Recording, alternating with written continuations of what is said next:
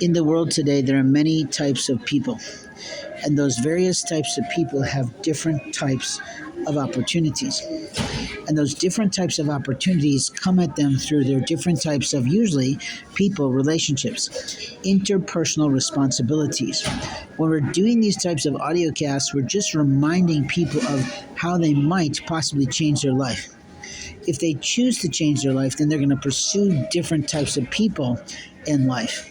It doesn't necessarily mean they don't want access to old people of their life, but in my case, I have no desire to go back to elementary school days.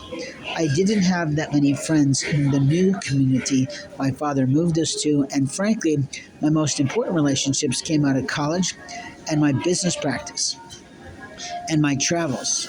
But the truth is, people discount people's personal goods, their property.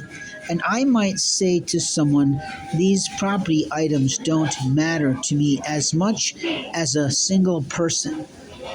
And that single person is most likely somebody that I'm in love with or someone that I'm very fond of.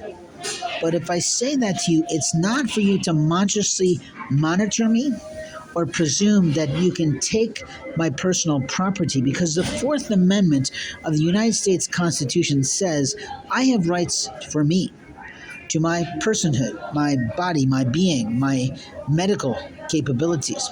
And I have rights to my physical changes that may happen over the course of time, either forced upon myself by me by going to the gym or doing something else of some kind, but also in regard to my paperwork. My legal name belongs to me. It doesn't belong to you ever in this lifetime. And yet we have judges who mocked me in a courtroom.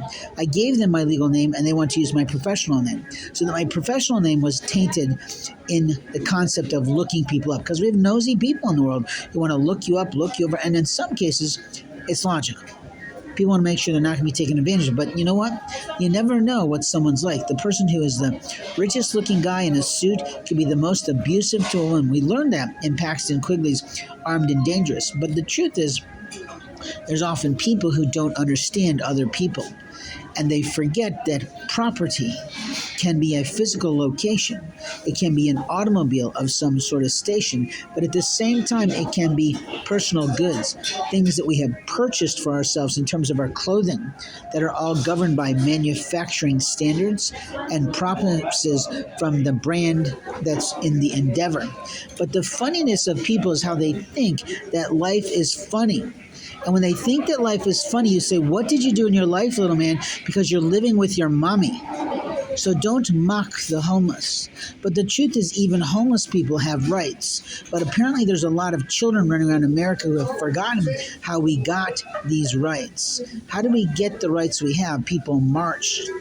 Different types of groups always marched. The women marched during suffrage. The blacks marched during the probably 50s and 60s during the marches. And we've seen plenty of marvelous films like Crunching Numbers that have proven that there are brilliant people in every color set around the globe.